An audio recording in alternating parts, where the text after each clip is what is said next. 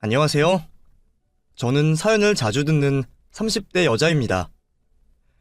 제가 이런 곳에 사연을 보내게 될 줄은 꿈에도 몰랐습니다. 사실 지금 이렇게 컴퓨터 앞에 앉아 글을 쓰는데 심장이 두근두근 거리기도 하고 제가 엄마한테 여기에 사연을 보낼 거라고 말했더니 엄마가 제게 아이고, 집안 망신이야. 그런 얘기를 뭐하러 해. 괜히 아는 사람이 들으면 욕할라. 하고 저를 말리곤 했죠. 그럴 때마다 저는 욕할 거면 욕하라 그래. 세상에 부끄러운 게 뭐가 있어 우리가? 엄마 아빠 열심히 살았지. 나도 열심히 살았지. 우리가 뭐 남의 걸 탐낸 적이 있어? 훔친 적이 있어? 난 당당해. 세상 부끄러울 거 없어. 하고 대답했더니 그건 그래. 우리 열심히 살았지. 보낼 거면 보내봐. 사연이 뽑힐지나 모르겠다. 요즘엔 TV보다 우리 또래들은 전부 유튜브를 많이 봐서 사연 채널을 모르는 사람이 없어. 나 괜히 이거 올렸다가 스타 되는 거 아닌가 몰라? 하면서 웃고 말더라고요. 그렇게 가족들 허락도 받고 저도 지금 일을 쉬고 엄마랑 같이 하는 사업을 준비 중이라 오후에는 시간이 조금 남아서 이렇게 몇 자 적어보려고 컴퓨터 앞에 앉았습니다. 제가 지금 엄마와 같이 준비하고 있는 사업은 다름 아닌 쇼핑몰입니다. 사실 이게 잘 될지는 모르겠습니다. 요즘 사람들이 많이 인터넷으로 물건을 주문하기도 하고 오프라인 매장보다 온라인 매장이 활성화되어 있다곤 하지만 그래도 여전히 돈을 쓰는 사람들은 대부분 어른들이고 상황이 된다면 오프라인 매장에서도 가게를 한번 열어보자 라는 얘기들을 하고 있습니다. 저희 모녀가 준비하고 있는 건 다름 아닌 고기입니다. 사실 저희 어머니랑 아버지가 오래전부터 정육점을 하셨습니다. 엄마 말로는 제가 태어나기 전부터 시부모님에게 일을 배웠다고 하는데 그래서 그런지 제가 벌써 40이 다 돼가니 엄마 경력만 해도 40년 가까이 돼가네요. 아버지야 뭐 말할 것도 없고요. 사실 저희 엄마가 참 고생을 많이 했습니다. 제가 온라인 상점을 오픈하기 전까지만 해도 계속 동네 상가에서 정육점을 하셨고 칼을 쓰는 직업이고 도축하는 직업이다 보니 안 좋은 소리도 많이 들었죠.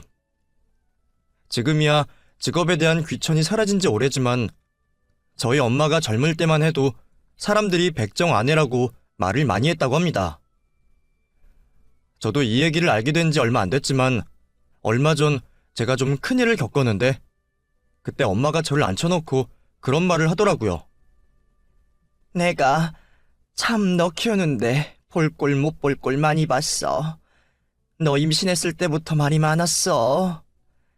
그때 우리 시어머니가 아들을 너무 갖고 싶어 했었거든. 근데 배 모양을 보시더니 무조건 딸이라는 거야. 그러면서 나한테는 일 가르쳐줄 필요도 없다고. 어차피 딸년 낳으면 걔한테 매달려서 일도 못하는데 뭐하러 고기 써는 걸 알려주냐면서 막 삿대질을 하고 그랬다니까. 나 그때 집에서 쫓겨나는 줄 알았잖아. 세상에 그런 게 어딨어. 참.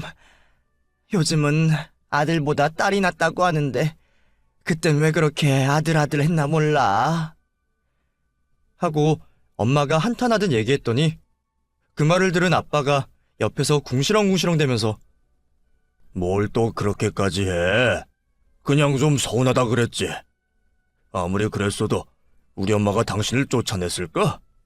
얼마나 이뻐했는데. 큰 며느리라고 결혼할 때 이불도 해주고 자개장 큰 것도 해주고 그랬잖아. 안 그래?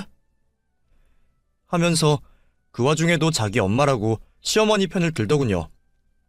저는 그 말을 듣고 아휴, 아빠 됐어. 며느리 서름을 아들이 뭘 알겠어?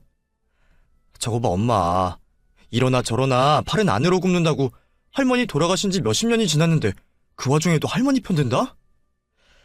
이래서 아들들은 안 되는 거야. 낳아봤자 아무런 쓸모가 없다니까? 역시 딸이 최고지? 아들은 쓸모없지? 하면서 제가 엄마 품에 쏙 안겼더니 아빠는 기침을 컥컥하면서 담배나 피고 와야겠다 하고 밖으로 나가버리더라고요. 저는 아빠가 그러거나 말거나 엄마 옆에 딱 붙어 앉아서 엄마, 할머니가 엄마 많이 괴롭혔어? 우리 시어머니보다 심했어? 하고 물었죠. 엄마는 깜짝 놀란 표정을 짓더니 야, 그런 소리 말아라. 우리 시어머니는 그 정도는 아니었어. 그래도 사람이 됨됨이라는 건 있었지. 근데 너는 아직도 시어머니라는 말을 하냐? 아이고, 이 철없는 거사. 그냥 남이야, 남. 시어머니라는 말도 하지 마. 그년 그거 아주 못된 년이야. 세상에 어떻게 그런 년이 다 있냐? 나는 아직도 그년 생각만 하면 여기 가슴팍이 아파 죽겠어. 어? 내가 아무것도 몰라서 그년 집에 너를 보내고 생각하면 진짜 여기 가슴이 다 미어진다니까. 하면서 심장을 툭툭 치더라고요. 아이고, 엄마 됐어. 다 지난 일이야. 이제 안 그러면 돼. 난 앞으로 평생 엄마랑 살 거야. 엄마 옆에 딱 붙어 있을 거야. 하고 팔짱을 꼈죠. 사실 이야기는 항상 그랬습니다. 저는 엄마의 인생 얘기를 듣고 싶고 엄마가 살아온 얘기를 듣고 싶은데 항상 대화는 제 얘기로 흘러갔습니다. 엄마 인생의 절반 이상은 저 때문에 살았다며 엄마 인생은 저로 시작해서 저로 마무리된다고 항상 말을 해주셨어요. 그런 얘기를 들을 때마다 좀 마음이 아팠습니다. 엄마도 엄마의 인생이 있는데 저를 너무 사랑해서 그런 건지 아니면 죄책감 때문에 그런 건지 저를 볼 때마다 맨날 눈시울을 붉히셨거든요. 저보고 하는 말이 내 딸 안쓰러워 죽겠어. 나 때문에 우리 딸 인생에 오점이 생겼어. 그렇게 안 키우려고 했는데, 정말 그렇게는 안 키우려고 했는데. 하면서 제게 미안해하곤 했죠. 사실 엄마는 전혀 부족한 게 없는 사람입니다. 저도 부족한 게 없다고 생각하고 컸고요. 어릴 때부터 정육점을 했던 저희 집은 꽤 장사가 잘 됐습니다. 물론 그 장사가 잘 되기까지 몇 번이고 넘어졌다 일어나고 넘어졌다 일어나는 것을 반복했으니까요. 제 어릴 때 기억이 선명하진 않지만 제가 초등학생일 때였습니다. 저는 가게에서 퍼즐 맞추기 같은 걸 하고 있었는데 웬 아줌마 한 명이 들어오더라고요. 그리고는 다짜고짜 아줌마, 누가 여기서 장사하래? 내가 분명 얘기했을 텐데? 우리 동네에 정육점 못 들어온다고. 하면서 소리를 치더라고요. 그때 하필 아빠는 근처 식당에 고기 배달을 갔던 상황이고 엄마 혼자 있었는데 엄마가 깜짝 놀라면서 무슨 소리 하는 거예요? 우리 지금 여기 이전에서 장사한 지가 몇 달이 지났는데 누가 그래요, 누가? 그리고 아줌마가 뭔데 여기서 장사를 하라 마라 난리야 난리는.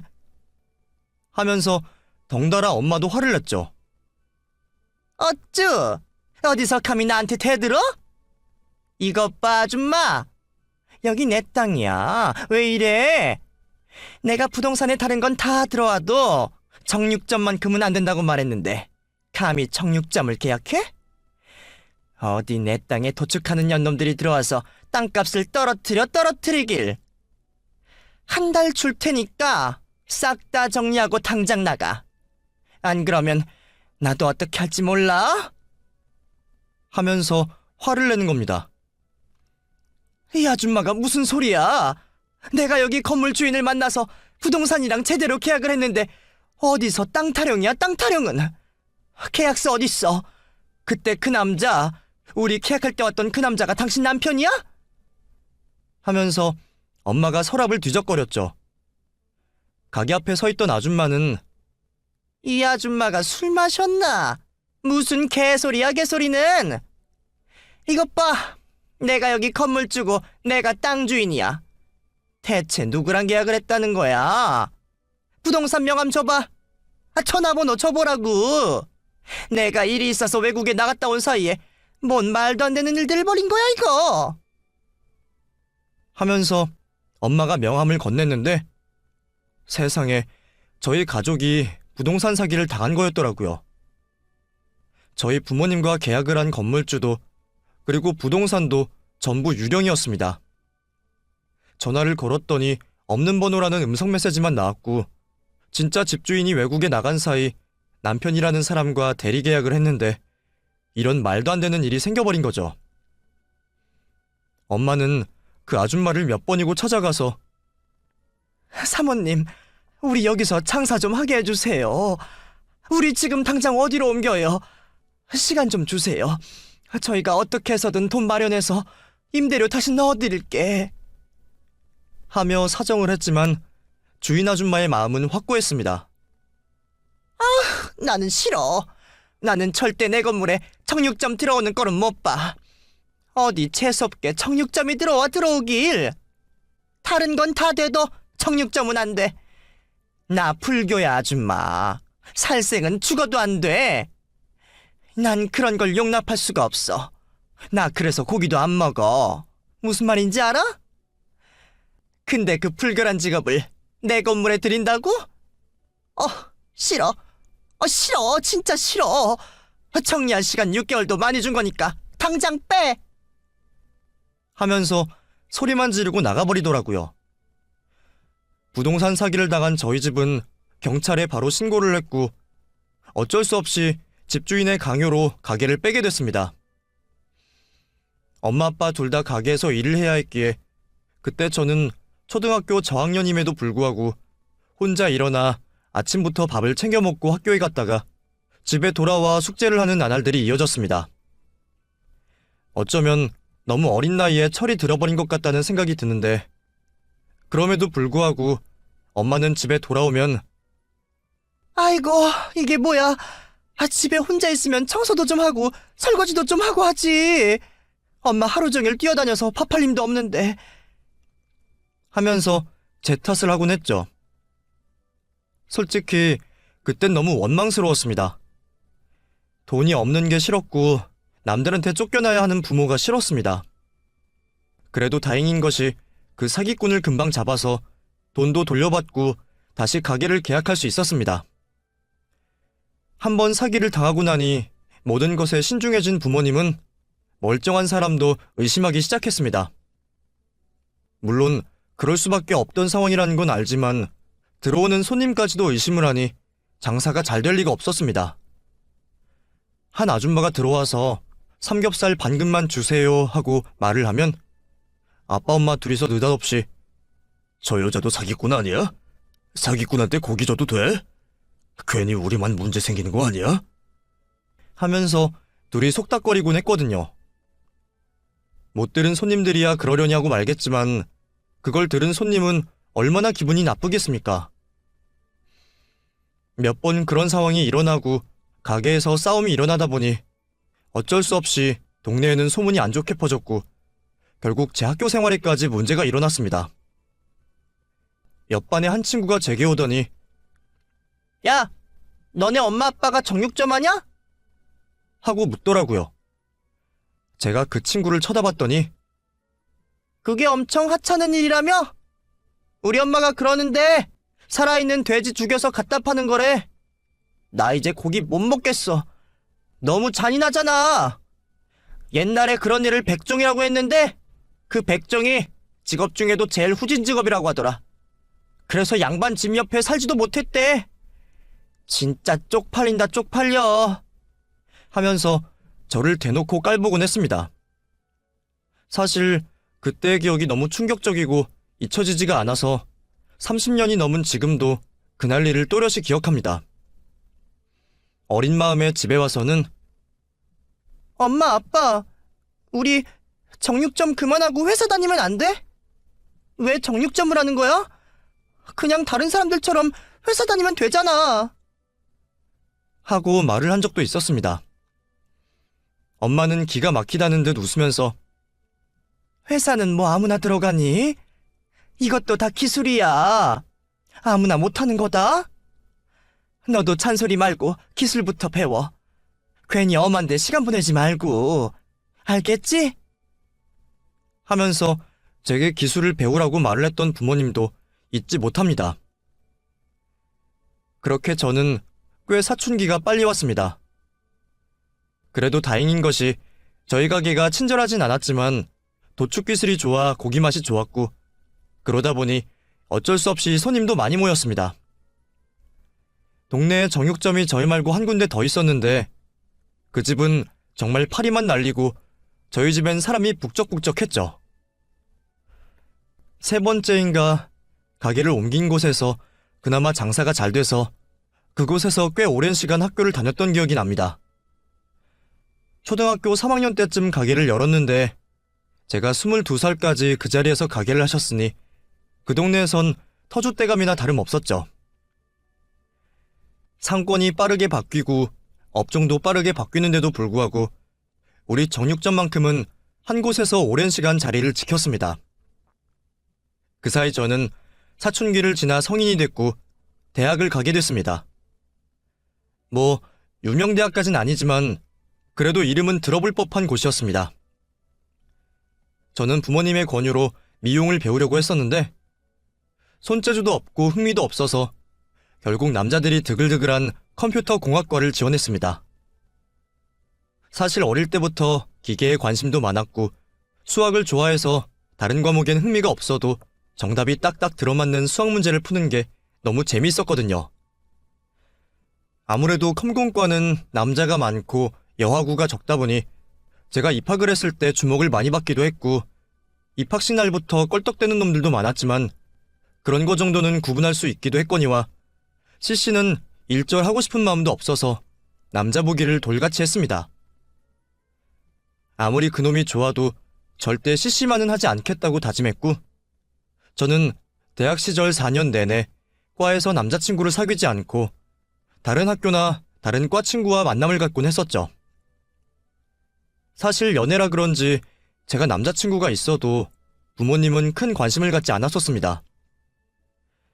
사실 24살쯤 저는 이 남자가 진짜 운명이라고 생각해서 결혼까지 계획하고 있던 사람이 있었는데 제가 먼저 엄마 아빠에게 엄마, 내 남자친구 한번 만나볼래?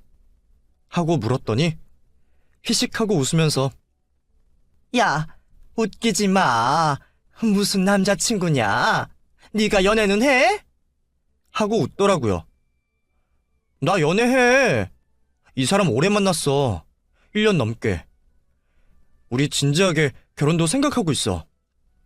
나보다 2살 오빠고 지금 취업 준비생인데 곧 있으면 대기업 들어갈 거야. 1차 서류 합격했고 면접만 남았어. 그럼 붙고 나서 1년 뒤에도 너네가 만나고 있으면 그때 데리고 와. 내가 장담하는데 그놈 취직하고 너 학생이면 무조건 헤어진다. 안 헤어질 자신 있으면 그때 데리고 와. 하고 말을 하더라고요. 그 말을 들으니 솔직히 오기가 생겼습니다. 하지만 엄마 말대로 남자친구는 취업을 하고 3개월 정도 지났을 무렵 같은 회사 여자 동기와 바람이 났고 저는 그대로 차이게 되었습니다. 그것도 아주 비참하게 말이죠.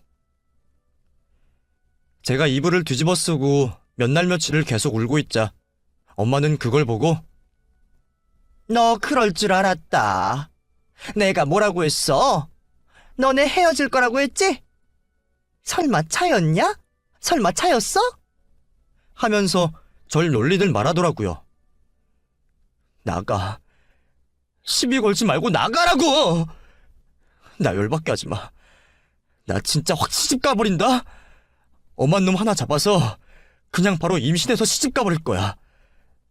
그러니까 나 건드리지 말라고! 하면서 고래고래 소리를 지르고 막말을 했습니다. 사실 말은 저렇게 해도 저는 제 몸을 너무 귀하게 생각해서 함부로 남자들과 엮이지 않을 뿐더러 이 사람과 오래가지 않을 것 같으면 빨리 정리해버리는 타입이었습니다. 20살이 되고 나서부터는 꾸준히 남자친구가 있었는데 저도 대학 졸업반이 되고 그 남자에게 차이면서부터는 꽤 오랜 시간 연애를 쉬었었죠. 사실 교대에 가고 싶었는데 성적이 안 돼서 못 간 저는 수학은 계속 하고 싶고 뭔가 방법은 없을까 찾아보다가 학원 강사를 준비하기 시작했습니다. 사실 학교 타이틀도 나쁘지 않고 과도 그렇고 첫 면접에 합격을 하고 나서 제가 마치 선생님이 된 것 같은 기분이 들어 수업 준비도 진짜 열심히 하고 애들도 사랑해주겠다고 마음을 먹었습니다. 하지만 첫 취업한 학원이 정말 원장부터 담당 선생님들까지 다 저를 작정하고 괴롭힌 곳이라 그런지 적응하기가 쉽지 않더군요. 낮에는 수업을 하고 집에 와서는 다음날 수업 준비를 하고 또 엄마들은 얼마나 까탈스러운지 매일 수업 일지를 써달라고 하고 학부모들과 상담을 하다 보니 스트레스가 너무 심해서 생전 없던 원형 탈모까지 생겼습니다. 월급이 많은 것도 아닌데 밤새워 일을 준비하는 저를 보고 엄마는 너 그럴 거면 그냥 때려쳐. 그래서 내가 뭐라 그랬어? 그냥 기술이나 배우라고 했지? 여자는 기술이 있어야 돼. 그래야 나중에 늙어서도 일을 할 수 있는 거야. 엄마 봐봐. 아빠랑 결혼해서 도축하는 거 배우고 고기 써는 거 배워서 평생 해먹잖아. 엄마가 어디 가서 돈 벌려고 빌빌대는 거 봤어? 이래서 사람이 기술이 있어야 돼. 다 엄마가 경험해보고 하는 말이야. 하면서 잔소리를 하더라고요. 빌빌? 웃기네 진짜. 엄마, 나 다 기억해. 우리 집 돈 없어 어릴 때 여기저기 쫓겨나면서 장사했잖아. 그게 기술이랑 뭔 상관인데. 사람이 기술도 중요한데 결국 그거 돈 벌려고 배우는 거 아니야? 그러니까 내가 돈 많이 번다잖아. 엄마가 맨날 입 바르게 말하는 그놈의 기술 그 소리 지겨워서라도 내가 돈 많이 번다. 진짜 기술 없는 사람은 어디 가서 돈이나 벌겠나 싶지? 내가 그거 보여준다. 딱 지켜봐. 내가 금괴 들고 와가지고 엄마 앞에서 배 아프게 자랑할 거니까. 하고 큰 소리를 쳤죠. 솔직히 엄마가 들들 볶는 거 아니었다면 저 그냥 학원 관뒀을 겁니다. 하지만 엄마가 저를 자극했고 저는 그 첫 직장에서 볼 꼴 못 볼 꼴 다 보며 악착같이 버텨서 1년 만에 1,000만 원이 넘는 돈을 모았습니다. 안 쓰고 안 먹으면서 모은 돈이었고 지금이야 1,000만 원이 적은 돈일지 모르겠지만 제가 20대 때만 해도 진짜 큰 돈이었습니다. 거기다 첫 직장을 구한 26살짜리 여자애가 1,000만 원이라니 저는 통장에 찍힌 돈을 들고 엄마 앞에 내밀었습니다. 자, 봐. 1,000만 원 봤지? 내가 모은 거야. 엄마 아빠가 죽어라 이래도 못 모았던 그 1,000만 원 내가 1년 만에 모았다고. 하면서 자랑스럽게 얘기를 했죠. 그러자 엄마는 그걸 보고 얘가 무슨 또 우리가 1,000만 원을 못 모아. 그땐 못 살았으니까 그랬지. 하면서 궁시렁거리더니 제 통장을 보고는 약간 울컥하셨는지 그래도 우리 딸이 다 크긴 컸나 보네. 이렇게 돈도 모을 줄 알고. 하면서 제 손을 잡으셨습니다. 그렇게 저는 그 돈을 부모님께 처음으로 드렸습니다. 그동안 먹여주시고 재워주시고 입혀주신 값이라고 말했지만 엄마는 그 돈 아까워서 못 쓴다며 서랍 속에 넣어두시더라고요.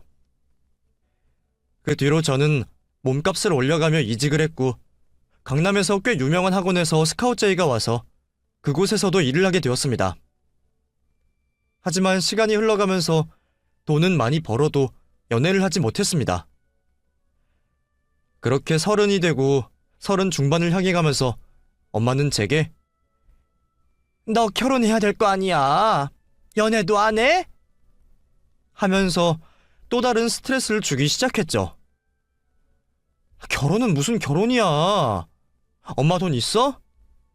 요즘 남자들 다 여시야. 돈 없으면 결혼도 안 해줘. 하고 엄마의 정곡을 건드렸죠. 그러자 엄마는 야, 있어. 너 결혼시킬 돈은 있으니까 잔소리 말고 선볼 준비나 해. 네가 뭐가 부족해서 돈 타령이냐? 아, 그리고 막말로 돈 많은 집에 시집가면 돈도 필요 없지 뭐. 내가 중매 알아볼 테니까 그렇게 알아. 하고 제 말을 막더라고요. 그리고 일주일 뒤 엄마는 진짜 중매를 물어왔습니다. 제게 사진을 보여주며 너, 우리나라에서 꽤 큰 건설사 알지? 거기 하청업체 중에 한 집인데 이 집이 대표이사라더라. 아버지가 사업을 기깔나게 한대. 우리 집이랑은 잽도 안 되는 집이야. 원래 이 사람이 아무랑 선자리도 안 갔는데 우리 딸이 강남에서 수학 강사 한다고 하니까 그럼 만나보기라도 하겠다면서 약속 잡은 거야. 그러니까 잔소리 말고 나가. 하고 제게 통보하듯 말하더라고요. 건설 뭐? 대표이사 뭐? 엄마, 나 어디 팔려가는 거야? 결혼도 조건이 맞는 사람이랑 해야지. 이렇게 기우는 결혼은 불행해. 드라마랑 영화 못 봤어? 이런 경우에 다 이혼하거나 시댁에서 쫓겨나면서 복수하고 끝나잖아. 연속극은 제일 많이 보는 사람이 왜 그런 결말을 몰라? 하고 막말을 시전했죠. 그건 드라마고 현실은 달라 이년아. 마음만 맞으면 요즘 집안이 무슨 상관이야.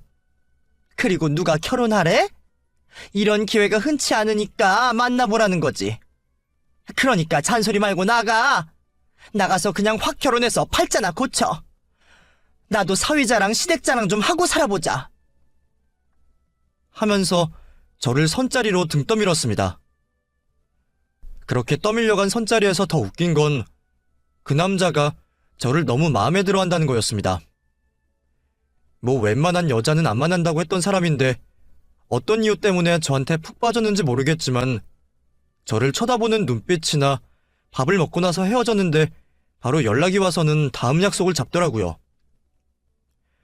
솔직히 저 좋다는 남자 너무 오랜만에 만나서 그런지 저도 나쁘지 않았고 엄마한테도 괜찮던데? 그냥 재밌게 시간 보냈어 하고 담백하게 말했지만 엄마는 호들갑을 떨면서 세상에, 인터넷에 검색 좀 해보자. 그 회사가 얼마나 큰 회사인지 봐봐. 하면서 난리를 피웠죠. 결혼을 전제로 만난 사람이라 그런지 두어 달 정도 만났을 때 남자 쪽에서 먼저 조심스레 결혼 얘기를 꺼냈습니다. 그때가 사귄 지 한 달쯤 됐을 때였나? 합하면 20번도 안 만났는데 뭔가 결혼을 서두른다는 느낌이 들었죠. 결혼이요? 뭐 저도 결혼을 안 하겠다는 건 아니지만 그래도 1년 정도는 만나보고 해야 되지 않을까요? 물론 저도 석진 씨 너무 좋고 그런데 결혼이라고 하니까 좀 뭐라고 해야 되지? 당황스럽다고 해야 하나? 하고 말을 흐렸죠. 그렇지. 내가 너무 서둘렀지? 난 그냥 네가 너무 마음에 들어서 빨리 우리 부모님도 소개시켜주고 싶고 너랑 가정을 이루고 살고 싶은 마음이 커서 그랬어. 절대 내가 밀어붙이거나 그런 건 아니고 기다릴게. 네 마음이 정해질 때까지. 나라는 남자한테 확신이 생길 때까지 기다릴게.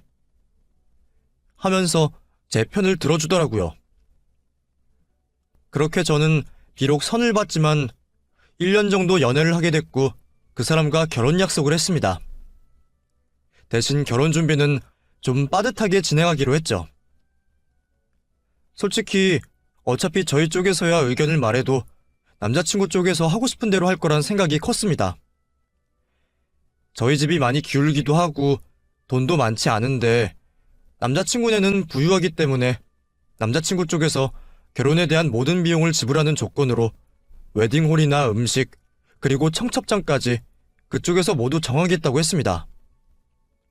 사실 저는 결혼식에 큰 관심이 없던 터라 상관없다고 했고 저희 엄마는 그 얘기를 듣고 너무 좋다면서 거봐, 잘 사는 집이랑 결혼을 하니까 착착 진행되고 얼마나 좋아. 알아서 다 해준다잖아. 내가 사부인한테 전화 한 통 드려야겠어. 너무 고맙잖아. 가만히 있어봐. 결혼하고 나서 이바지라도 보내야겠지? 내가 이럴 때가 아니지. 이바지를 알아봐야겠다. 하면서 혼자 호들갑을 떨더라고요. 그렇게 알아서 준비해 주시고 제가 신경 쓸 거 없게 해주시니 감사한 마음도 있었지만 제 얘기를 들은 친구들은 주변에서 우려의 목소리를 냈습니다. 야, 근데 너무 시댁 멋대로 하는 거 아니야? 그래도 일생에 한 번인 결혼인데 네 의견은 하나도 없어? 이런 식이면 나중에 너네 둘 다 시부모한테 꽉 잡혀 사는 거 아니야? 아니야.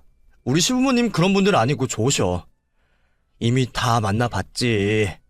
상견례도 했는데 예의 있으시고 우리 집이 조금 기운다고 해서 무시하고 그런 분들 아니야. 너 솔직히 말해봐.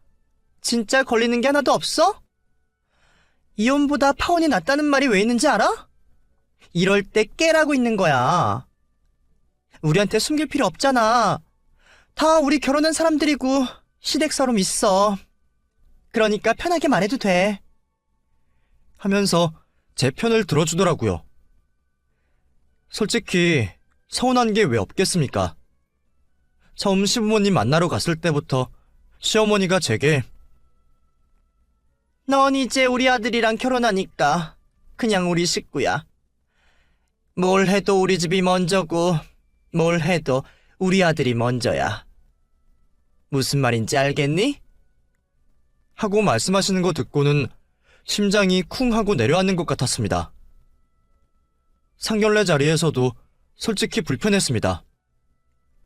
물론 상견례 비용을 시댁에서 전부 지불했지만 그래도 저희 가족에게 메뉴도 묻지 않고 장소도 자기들이 자주 가는 곳이 있다면서 저희 얘기는 듣지도 않으니 저희 엄마도 그 말을 듣고는 좀 쓴웃음을 지었지만 그냥 좋을 대로 하라고 해. 그게 뭐가 그렇게 중요해? 하면서 속 좋게 넘기셨죠. 그래도 저는 남자친구를 사랑하고 남자친구도 저를 많이 사랑해주니 결혼하면 다르겠지. 결혼하면 시댁과 만날 일이 많이 없겠지 하고 그냥 말을 삼켰습니다. 솔직히 친구들에게라도 시부모님 욕을 하고 싶었는데 괜히 내 얼굴에 내가 침 뱉는 것 같고 무슨 말을 하나하나 하기가 조심스럽더라고요. 그래서 그냥 저 혼자 삼키고 말았습니다. 하지만 결국 사건이 터져버렸습니다. 제가 너무 참기만 했던 탓일까요? 결혼 초반에는 제 편도 많이 돼주고 제 얘기도 많이 들어주던 남편이 어느새부턴가 중심을 잃어간다는 느낌을 받았습니다.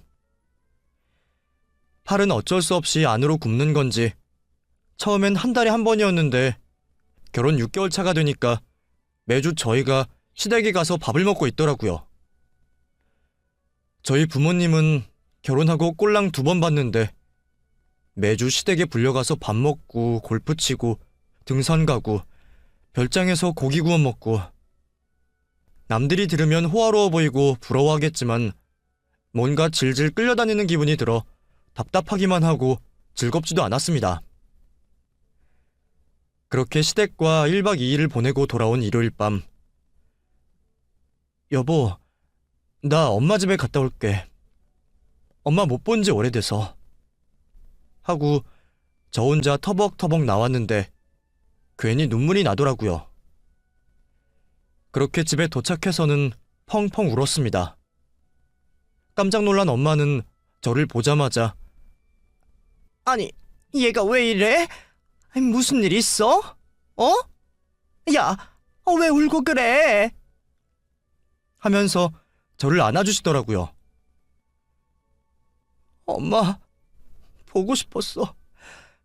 나 맨날 주말마다 시댁 가서 이것저것 하는데 너무 지치고 지겨워. 힘든 건 아닌데 스트레스가 쌓여. 나만 뭔가 왕따 같고 자기들끼리 말하고 내가 거기 왜 있는지도 모르겠어. 너무 가기 싫은데 매주 가야 되는 게 너무 힘들어. 자고 나면 토요일에 또 가야 돼. 심지어 그날 내 생일인 거 알지? 진짜 짜증나. 내 생일인데도 왜 시댁에서 보내야 하냐고. 어머님은 그냥 밥이나 먹자고 하시는 건데 그게 너무 힘들어. 정말 나만 왜 딴소리 있는 기분이야. 하고 어린애처럼 펑펑 울어버렸습니다. 그런데 엄마가 저를 보고 얘, 뭐 시댁이 다 그렇지. 세상에 좋은 시댁이 어디 흔해? 그냥 너랑 남편이랑만 문제없이 잘 살면 돼. 아유, 이거 참, 또 이렇게 애처럼 우니까 속상하네. 여기서 다 털고 집에 가서는 그냥 모른 척해. 또 바보처럼 남편 앞에서 질질 짜지 말고. 알겠지? 하고 저를 위로해 주시더라고요. 그렇게 다시 집으로 가서 남편과 대화를 좀 했지만 남편은 그게 뭐가 힘드냐는 식으로 말을 해서 더 이상 대화가 안 통한다고 생각했습니다. 그리고 그 다음 주 토요일이 되고 저희 부부는 어김없이 시댁으로 갔습니다. 그날따라 어머님은 저를 보더니 너 옷이 그게 뭐야? 좀 예쁘게 입고 오지. 옷 살 돈 없어? 하면서 제게 옷 지적을 하시더라고요. 옷이 좀 그런가요? 다른 걸로 갈아입고 올까요? 하고 말했더니 됐다. 다음에는 곧 입지 마. 칙칙하고 별로야. 하면서 그냥 별말 안 하시더라고요. 안 그래도 뻘쭘한데 그런 상태로 어머님을 도와 밥을 먹으려고 찬을 나르고 있었습니다. 그런데 누군가 벨을 눌렀고 남편이 나가서 물건 하나를 받아오더라고요. 장모님이 보내셨는데? 오늘 당신 생일이라 선물 같은 걸 보내셨나? 하고 갖고 오더라고요. 엄마가? 뭘 보냈지? 하고 상자를 열어봤더니 세상에 작은 쪽지와 함께 포장을 엄청 고급지게 한 선물이 들어있는 겁니다. 그 쪽지 안에는 사돈, 오늘 저희 예쁜 딸의 생일입니다. 알고 계시겠지만 같이 식사 자리를 마련하신다 하여 딸에게 작은 선물을 보냅니다. 우리 딸 예쁘게 봐주시고 사랑해주세요. 하고 쪽지가 쓰여 있더라고요. 그걸 본 시어머니는 이게 뭐니? 어머머, 이거 캐비어? 캐비어네? 하면서 깜짝 놀라시더라고요. 세상에, 사돈이 네 생일이라고 이런 걸 다 보낸다고? 어머, 이거 엄청 비싼 거잖아. 너 캐비어 먹어본 적 있니? 하고 제 남편에게 묻는 겁니다. 아니, 이거 못 먹어봤지. 솔직히 내 돈으로 사 먹긴 아깝잖아. 그리고 이게 어디 한두 푼짜리야? 와, 포장 봐. 진짜 고급지다. 이거 비싼 건 몇백만 원도 한다던데. 그런 건 아니겠지? 양 보니까 딱 한 입거리인데. 하면서 다들 모여서 놀래더라고요. 솔직히 그걸 보고 저 좀 어깨가 으쓱했습니다. 물론 당황스럽기도 하고 저희 집 사정에 맞지 않은 선물이란 것도 알지만 제가 괜히 그날 땡깡을 부려서 엄마가 신경 쓴 것 같아 미안한 마음도 들고 뿌듯한 마음도 들더라고요. 저는 포장을 풀어 사진을 찍고 그걸 상 위에 올렸습니다. 솔직히 비싼 거라 그런지 양이 많진 않았습니다. 그리고 반찬을 하나씩 옮겨두고 밥을 먹으려고 자리에 앉았는데 사람들의 시선이 전부 캐비어에 꽂혀 있더라고요. 그렇게 먼저 시어머니가 숟가락을 들었는데 제 눈치를 한번 쓱 보더니 아가, 넌 이거 안 먹어봐서 이런 거 어떻게 먹는 건지 모르지? 하면서 한 숟갈을 푸더니 남편 입에 전부 털어넣는 겁니다. 너무 순식간에 일어난 일이라 정말 아무 말도 안 나오더라고요. 그걸 받아먹은 남편이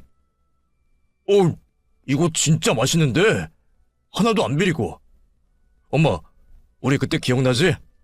그 레스토랑에서 먹었던 그 캐비어 있잖아. 그거 짝퉁인가 봐. 그거랑 맛이 완전... 하고 맛 표현을 하더라고요. 어머니는 그걸 보고 좋다고 웃고 있고 맛있냐고 물어보는데 그 모습을 보니까 기가 막혔습니다. 저는 그걸 보고 참나. 맛있어? 야, 맛있냐? 하고 한마디 했는데 정말 뭐랄까 너무 기가 막히니까 웃음밖에 안 나오더라고요. 근데 순간 제 말투에 분위기가 싸해졌고 어머님은 절 보고 너 지금 뭐라 그랬니? 맛있냐? 예. 남편이 그것 좀 먹은 거 가지고 그렇게 말하면 안 되지. 하고 제게 호통을 치시는 겁니다. 저는 어머니를 보며 어머니야말로 그렇게 말씀하시면 안 되죠. 저거 제 생일 선물이에요. 근데 그걸 홀랑 저 새끼 입에 처집어 넣으셨어요? 진짜 기가 막혀서 무슨 말을 해야 될지 모르겠네. 저놈의 입이 그렇게 잘난 입이에요? 저 새끼 저 입 저거 처먹는 데밖에 쓸 줄 몰라요.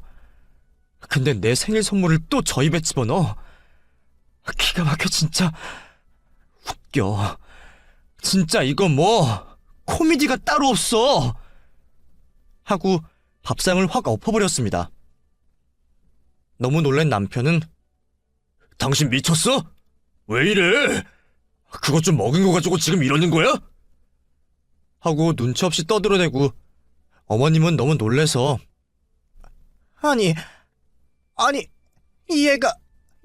얘가 왜 이래? 하면서 뒷걸음질을 치더니 그새 정신이 들었는지 갑자기 제 뺨을 한 대 세게 올려치는 겁니다. 야, 너 미쳤어? 어디서 감히 이런 못 배워먹은 짓을 해? 이래서 없는 집은 안 된다니까?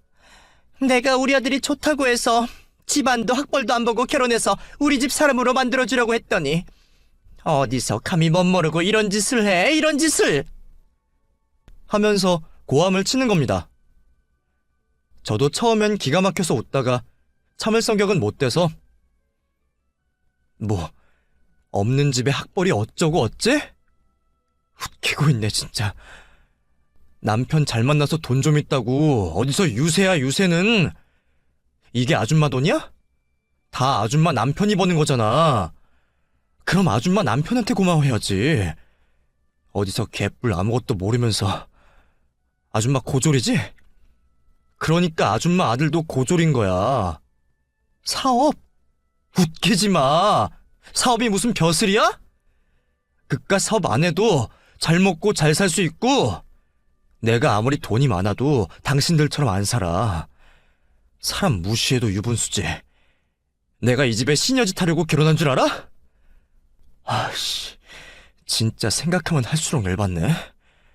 그리고 아줌마, 남의 집 귀한 딸에게 그렇게 함부로 손 찍어 맞는 거 아니에요. 나도 똑같은 사람 될까봐 참는 건데 나라고 성질 없는 줄 알아? 당신들 돈만 많으면 다야? 그럼 이렇게 사람한테 막대도 되는 거야? 어? 진짜 이런 경험 없는 집구석 같은 이라고. 그리고 당신도 잘 들어. 언제까지 그렇게 부모 품 안에서 캥거루처럼 살 거야? 하긴 뭐 아버지가 운영하는 사업 아니면 고졸에다가 기본 상식도 없는 인간이 어떻게 회사 생활을 하겠어? 됐다. 때려칩시다. 당신이랑 결혼해서 당신 닮은 자식 낳을까봐 내 앞날이 걱정되네요. 여기서 끝냅시다. 나도 더럽고 치사해서 며느리 노릇 못 해먹겠으니까. 하고 가방을 들고 나와버렸습니다. 시어머니는 제 등 뒤에 대고 야! 너 진짜 말이면 다야? 뭐 저런 년이 다 있어? 아니, 어떻게 저런 년을... 아이고 머리야. 하면서 갑자기 쿵 하는 소리가 났습니다. 그러거나 말거나 그렇게 뒤지거나 말거나 저는 뒤도 안 보고 그 집을 나와버렸습니다. 그렇게 저는 바로 친정으로 갔고 친정엄마는 저를 보고 선물 받았어? 내가 좀 신경 써서 보냈는데. 하고 제게 말하더라고요. 엄마, 나 이혼해. 그 사람이랑 헤어질 거야. 엄마 선물 덕분에 그 집구석이 어떤 집구석인지 내가 다 알아버렸어. 뭐, 따지고 보면 쌓이고 쌓인 게 터진 거지. 그러니까, 그렇게 알고 있어. 하면서 바로 방 안으로 들어가 버렸습니다. 엄마는 제 방문을 두들기며 딸, 나와봐. 왜 그러는데? 내가 뭐 잘못했어? 어? 왜 그래? 하면서 울먹울먹 대더군요. 저희 두 사람 다 이혼이라는 마음을 먹으니 생각보다 일사천리로 일이 진행됐습니다. 누가 잘한 것도 없고 잘못한 것도 없고 깔끔하게 합의 이혼했고, 뭐 어떤 사람은 그런 저를 보고 복을 발로 걷어찼다고도 말합니다. 그것도 못 참냐고, 그렇게 돈 많은 집인데 시집살이 그 정도도 못 견디냐고 하는데, 네, 저 못 견딥니다. 견딜 이유도 모르겠고요. 그래서 그 뒤로 저는 집을 나와서 다시 학원에서 일을 하다가 학원 원장님의 권유로 작게 사업을 시작해보려 합니다. 솔직히 저희 엄마 아빠 기술하면 어디서도 빠지지 않고 오히려 뛰어난 편인데, 이제 저도 조금씩 배워보려고요. 어릴 때는 집안에 매일 피냄새가 나고 고기 짜투리만 먹는 게 그렇게도 싫었는데, 조금이라도 더 나은 저희 가족의 미래를 위해서라면 이혼이라는 시련은 아무것도 아니라는 생각이 드네요. 아무리 돈이 좋은 세상이고 돈이 좌지우지하는 대한민국이라지만, 저는 아무리 돈을 많이 벌어도 절대 누구처럼 살지 않을 거라고 다짐해보겠습니다. 제가 저희 부모님을 도와 열심히 살아갈 수 있게 응원의 한마디씩 해주실 수 있을까요? 저도 자주 듣는 채널이라 청취자분들에게 응원을 받으면 힘이 날 것 같습니다. 긴 사연 들어주셔서 감사합니다.